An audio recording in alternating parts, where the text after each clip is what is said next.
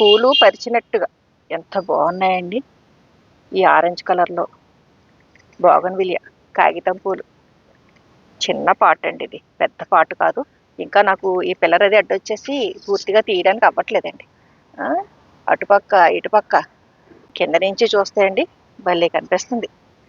Second floor terrace గార్డెన్కి ఎక్కే మెట్ల దగ్గరగా పెట్టానమాట. ఇక్కడ డైరెక్ట్ ఎండ తగలడం, దాంతో అండి ఇంకేం అక్కర్లా. పోషకాలు దీనికి ఎండ చాలండి. ఎండ ఉంటేనే పోస్తుంది.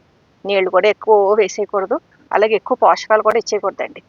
ఎక్కువ పోషకాలు ఇస్తే మొక్క ఎదిగిపోతుంది కానీ పూత రాదు. దీన్ని ప్రాపగేట్ చేసుకోవడం కూడా చాలా సులువండి. ఈ బోగన్విలియా చిన్న కొమ్మలు కట్ చేసి పెట్టేసాం అనుకోండి, ఇలా వచ్చేస్తాయి. ఇది పోస్తుంది చూసారా, ఇది కొమ్మ అండి. అలాగే ఇక్కడ కూడా ఒక కొమ్మ, ఇది కూడా చిగుళ్ళు వచ్చినాయి. ఇదే కుండీలో నేను ముల్లంగి కూడా వేశాను.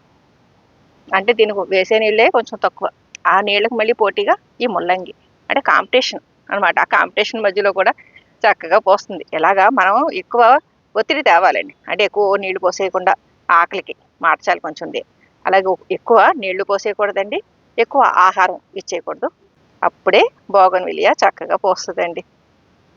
మనకి ఏమాత్రం ఓపిక లేకపోయినా మన గార్డెన్లో కలర్ఫుల్గా మొక్కలు ఉండాలి అంటే ఇలా బోగన్విలియా పెంచుకున్నాం అనుకోండి, రెగ్యులర్గా నీళ్లు పోయాలని ఇబ్బంది ఉండదు. మొక్క కూడా ఎక్కువ పూలు వస్తాయి. ఇది ఎలా పెంచాలి ఏంటన్నది నేను పెద్ద వీడియోలో డీటెయిల్డ్గా చూపించాను. మనం ఎక్కువ శ్రమ పడకుండానే నిండుగా విరబోస్తాయండి.